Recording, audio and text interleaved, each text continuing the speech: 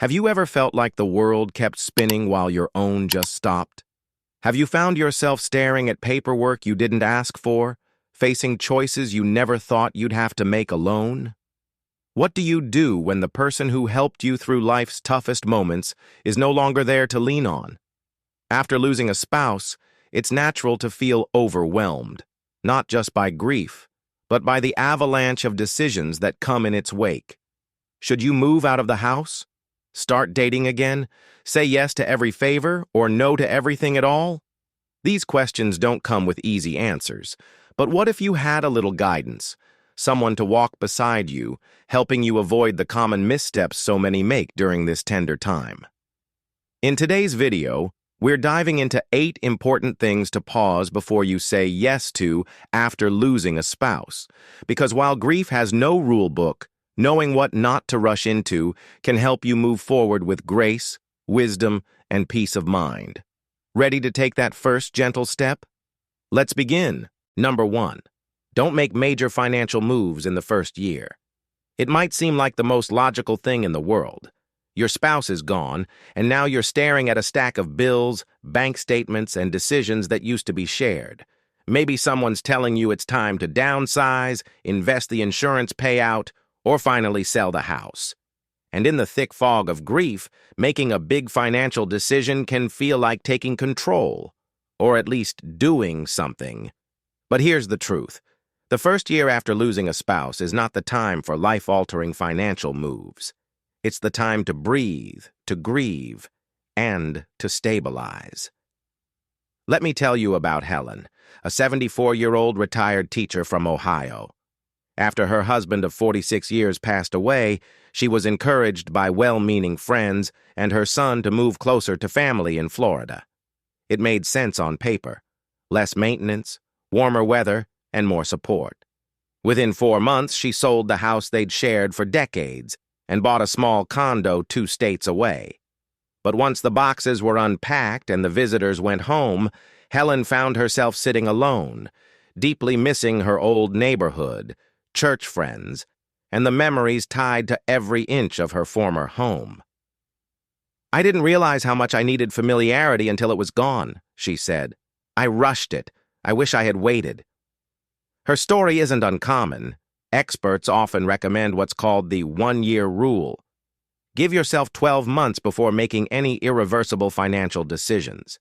That includes selling property, investing large sums, or drastically changing your lifestyle. Why? Because grief clouds judgment. Emotions like loneliness, fear, or guilt can lead to choices you might not make once the fog clears. And it's not just about houses or moving. Many seniors feel pressure to give away money to children, grandchildren, or charities as a way of honoring their spouse or easing their own guilt. While generosity is beautiful, giving too much, too soon, can leave you financially vulnerable down the road. Your future needs to come first. Here's a simple rule of thumb. If a decision feels big, permanent, or rushed, pause. Talk to a trusted financial advisor or even a close friend who understands your long-term needs. Make space for your emotions to settle before you commit to anything major. Grief is heavy enough without adding financial stress. Taking your time isn't just wise, it's a gift you give yourself. Because when you act from clarity instead of sorrow, your choices will support not just your finances, but your peace of mind. Up next, we're going to look at another hidden danger after loss: pulling away from the very people who want to help. Stay with me, because number 2 is one you might not even realize you're doing. Number 2, say no to unsolicited financial advice, even from family. It's comforting to know that people care. After the loss of a spouse, many of us are surrounded by children, grandchildren, neighbors, and old friends who want to help. They mean well, and their hearts are often in the right place. But when it comes to money, well-meaning doesn't always mean wise. One of the biggest traps grieving spouses fall into is saying yes to financial suggestions they're not fully comfortable with, especially when those suggestions come from loved ones. Take Robert, for example, an 82-year-old widower from Arizona. After his wife passed, his daughter encouraged him to sell the family home and move into a retirement community closer to her. She also recommended a friend of hers, someone she trusted, to help invest the life insurance payout. Wanting to please his daughter and avoid confrontation, Robert agreed. But months later, the retirement community didn't feel like home, and the investments turned out to be riskier than he realized. Robert found himself in an unfamiliar town, paying higher monthly fees and worrying about his savings. "I didn't want to disappoint her," he admitted, "but I should have taken more time to understand everything." Family members may assume they know what's best for you. They might think you need a change of scenery or should make your money work for you. But even with the best intentions, their advice might be based on their own fears, their lifestyle, or what they would do in your shoes. And let's be honest, it's tough to say no, especially when emotions are already raw. But you have every right to pause, reflect, and protect your financial independence. One helpful approach is to say something like, "Thank you for the suggestion. I'm still processing things right now, and I'd like to speak with a financial advisor before making any decisions." This sets a respectful boundary without shutting anyone out. It also gives you time to consult someone who's professionally trained and who doesn't have a personal stake in your decisions. There's also the unfortunate truth that some people, yes, even within families, may take advantage of your vulnerability. That's why it's important to stay cautious. If someone is pushing you to sign papers, transfer funds, or give away assets quickly, it's a red flag. Pressure and urgency have no place in post-loss financial planning. The lesson here? Love your family, but guard your future. You're allowed to ask questions, seek second opinions, and take your time. After all, your finances are not just numbers. They're your stability, your security, and your peace of mind. Coming up next, we'll look at something that can be even harder to recognize than financial pressure: emotional withdrawal. In number 3, we'll explore why isolating yourself might feel natural, but often hurts more than it helps. Stick with me. If you're still watching this video and finding these insights valuable, please comment number 2 below to let me know you're here. And if you haven't subscribed yet, I recommend you subscribe and turn on the bell so you don't miss any videos. Your support helps us continue creating good content to inform and inspire you. Now, let's move forward. Number 3, avoid complete isolation, even if you think you need it. After losing a spouse, it's perfectly natural to want some time alone. The world suddenly feels different, quieter, slower, unfamiliar. You might find comfort in solitude, in keeping the blinds drawn, the phone on silent, and the outside world at a distance. And for a while, that's okay. But here's the gentle truth. Staying isolated for too long can quietly deepen your grief instead of healing it. You might be thinking, "I just need time. I'll rejoin the world when I'm ready." And that's understandable. But isolation has a sneaky way of becoming a habit, especially when grief is heavy. The longer you stay away from others, the harder it becomes to reconnect, and the more lonely the days can feel. It's not about forcing yourself into loud gatherings or pretending everything's fine. It's about keeping one small thread of connection alive, even on the hardest days. Let me share Bernard's story. He was 78 when his wife of 52 years passed away. In the beginning, he stopped answering calls, skipped church, missed family dinners. He told himself no one would understand, and being alone just felt easier. But weeks turned into months, and soon every day felt the same: long, quiet, and empty. It wasn't until his neighbor Edith invited him for coffee on her front porch that something shifted. One cup turned into a weekly ritual. Eventually, Bernard started going back to his favorite diner, joined a local men's morning walk group, and even helped out at the library once a week. "I didn't stop missing her," he said, "but I stopped missing myself." Staying socially connected isn't just about filling time. It's about preserving your emotional and physical health.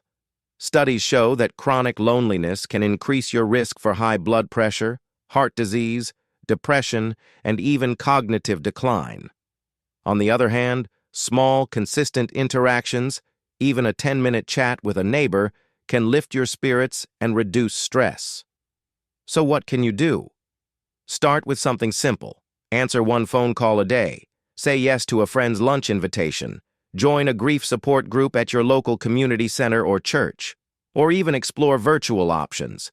There are wonderful online forums and video meetups for older adults. You don't need a packed calendar, you just need meaningful moments of connection. Here's the lesson. Grieving doesn't mean you have to grieve alone. Staying connected, even just a little, can bring back a sense of belonging, comfort, and light. Coming up next, we'll talk about something else many people unintentionally let go of after a loss: their own health. In number 4, we'll look at how small steps toward self-care can make a big difference in your healing journey. Let's keep going one step at a time. Number 4. Don't skip medical appointments or delay health monitoring.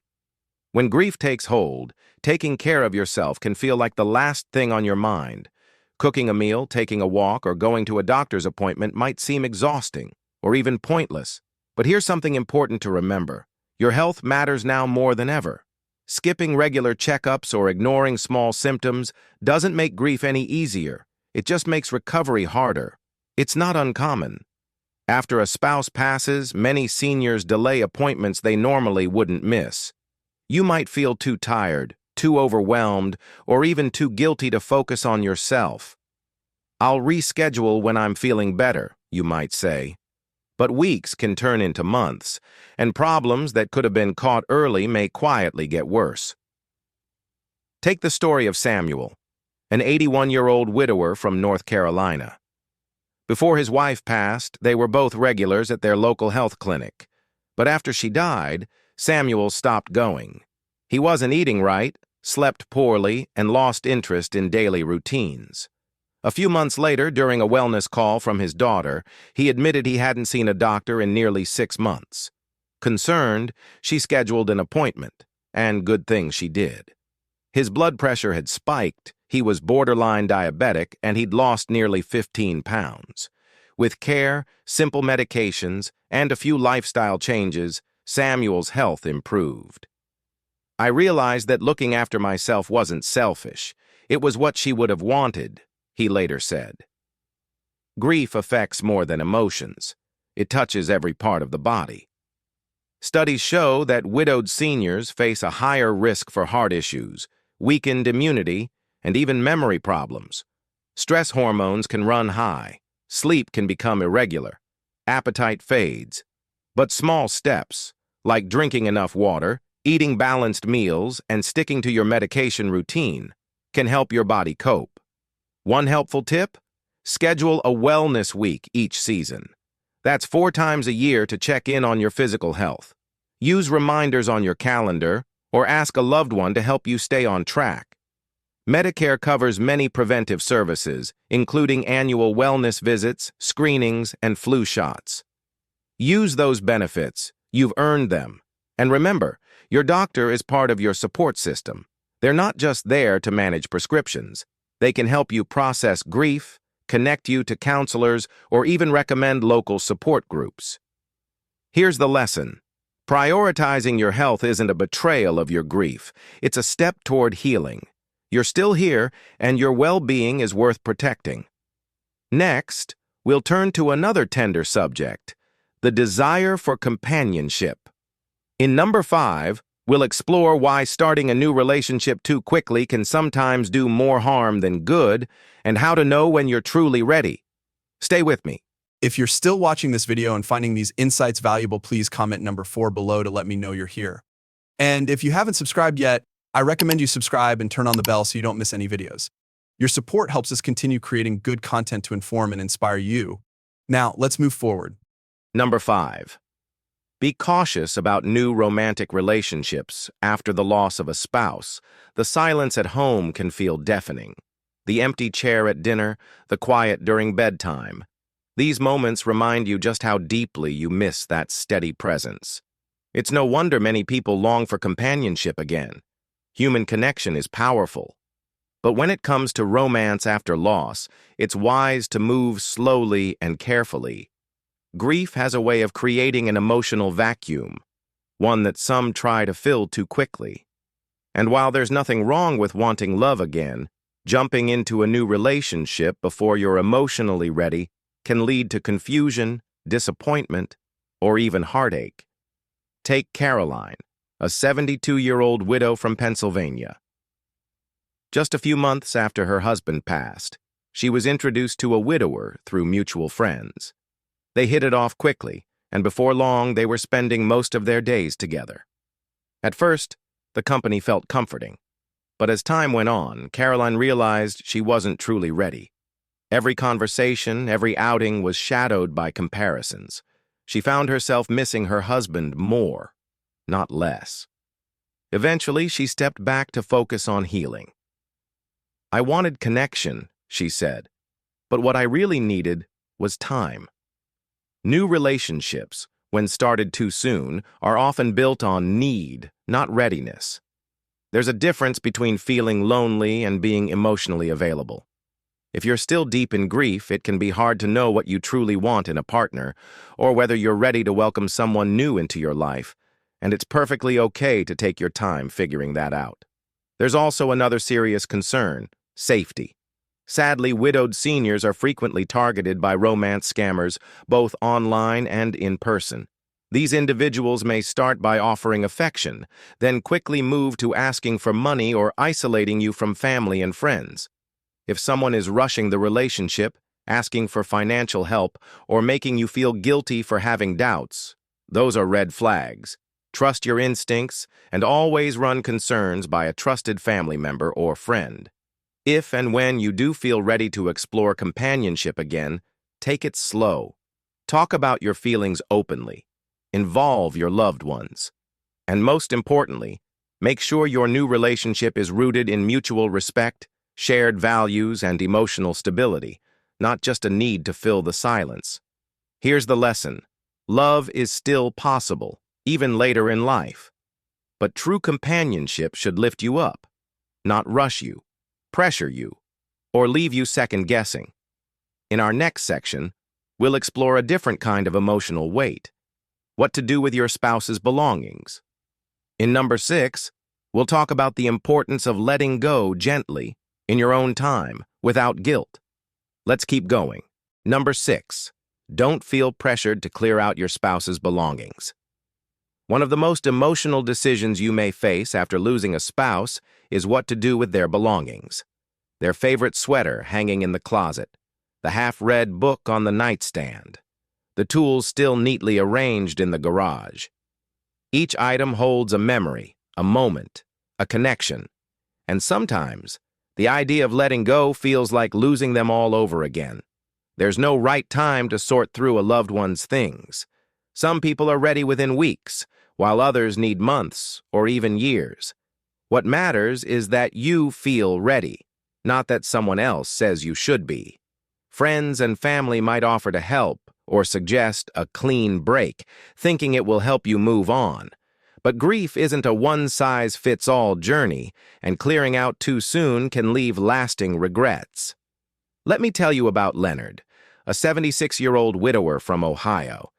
After his wife of 55 years passed, his daughter flew in from out of state and immediately started boxing up her mother's things. "Let's get this over with," she said.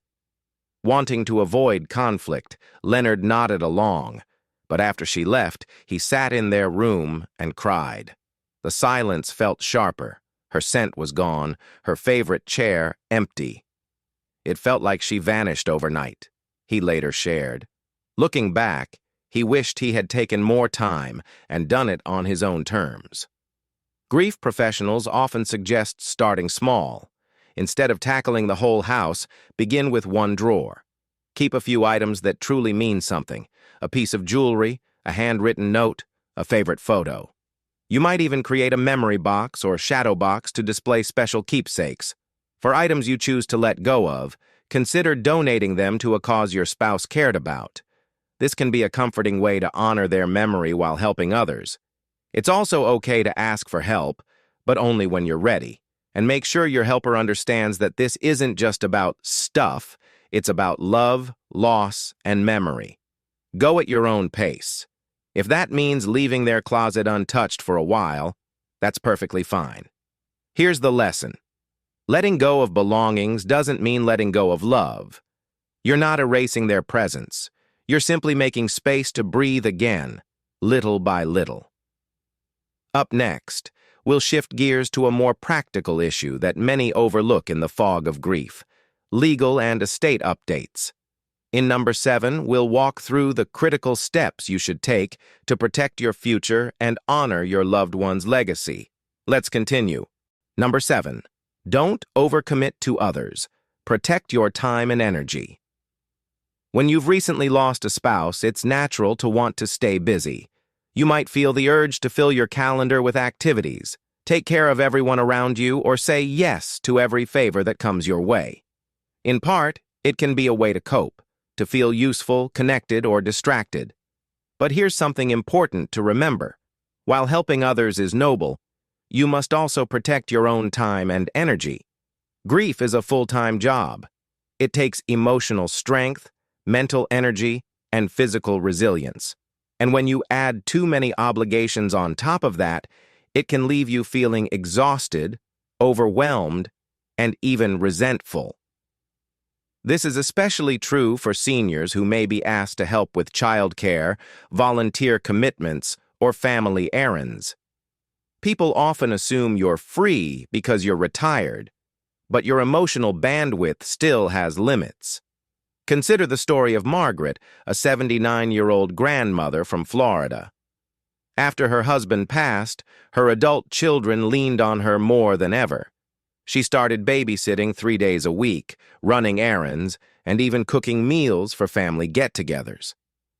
At first, she didn't mind, but over time she felt drained and emotionally neglected. I was helping everyone else grieve, but no one realized I hadn't had time to grieve myself, she said. Eventually, she had to step back, setting new boundaries that allowed her time to rest, reflect, and recover. It's okay to say no. In fact, it's healthy. You're not being selfish, you're being wise. One simple strategy is the 24-hour rule. Before saying yes to any new request, give yourself a full day to think it over. Ask yourself, do I truly have the time and energy for this? Will this help me heal or delay my own recovery? If the answer leans toward stress or strain, it's perfectly acceptable to decline. You can also offer alternatives that support your relationships without sacrificing your well-being. For example, I can't watch the kids every week, but I'd love to have them over for dinner once a month. Or, I'm taking some quiet time for myself right now, but I'll be back to volunteering in a few months. The lesson here? Just because your calendar is open doesn't mean it needs to be full. Healing takes space, it takes quiet, and you deserve both. Coming up next, we'll discuss a topic that's often put off but deeply important: updating your legal and estate documents. In number 8, we'll go over the essential steps to protect your legacy and prevent future complications. Let's move forward, together. If you're still watching this video and finding these insights valuable, please comment number 7 below to let me know you're here. And if you haven't subscribed yet, I recommend you subscribe and turn on the bell so you don't miss any videos. Your support helps us continue creating good content to inform and inspire you. Now, let's move forward. Number 8, don't put off legal and estate planning updates. After the loss of a spouse, legal paperwork may feel like the last thing you want to deal with.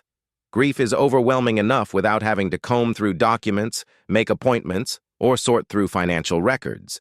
But while it's tempting to delay, taking care of legal and estate updates early on can spare you and your loved ones unnecessary stress down the road.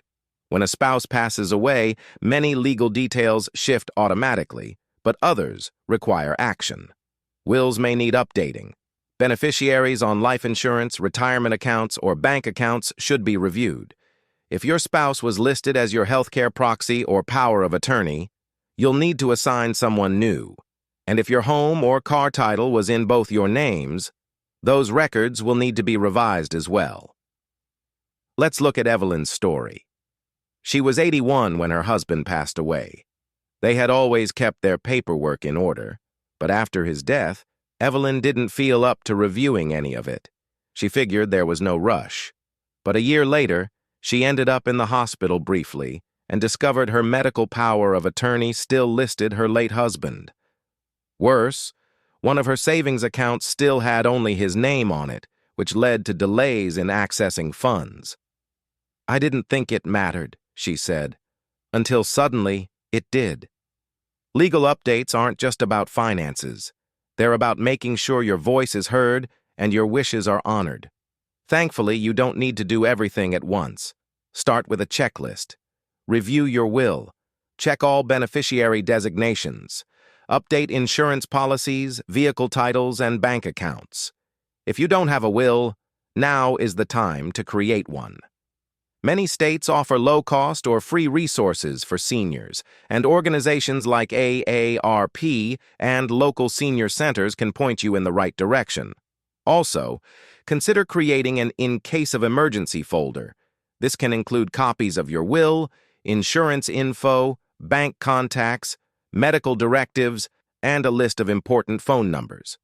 Having it all in one place not only helps you, it's an incredible gift to your family. Here's the lesson. Taking care of your legal and estate matters isn't cold or impersonal. It's a loving act of preparation. You're protecting your future and easing the path for those who will walk beside you. And now, as we wrap up this journey, we'll take a moment in our final segment to reflect on everything we've covered. The most important takeaways, a few gentle reminders, and a closing message of hope. Let's finish strong together. Life, especially after loss, teaches us that healing is not about rushing forward. It's about honoring the past while gently stepping into what comes next. The key lesson here is simple yet powerful. Give yourself permission to pause. After losing a spouse, it's okay to say no to big financial decisions, to protect your peace, and to take time before opening your heart again. You don't have to prove your strength by doing everything at once. True strength lies in knowing when to slow down, when to ask for help, and when to care for your own heart as tenderly as you cared for your partner. Your health, your time, your well-being, they matter deeply, now more than ever. Letting go doesn't mean forgetting. Moving forward doesn't mean leaving your spouse behind. Instead, it means carrying their memory with you while choosing to live each day with intention, grace, and hope. No matter how heavy grief may feel, you are not alone, and there is still light to be found, one step at a time. Thank you for joining us today. We would love to hear from you. Please leave a comment below and share one thing you learned today, how you plan to use it in your life. Your thoughts are important to us, so don't hesitate to share them. Reading your comments gives us great motivation and encouragement. If you enjoyed this video and found it helpful, please like, subscribe, and share. Your support helps us continue to create great content to inform and inspire you. Thank you for watching, and we look forward to seeing you in the next video.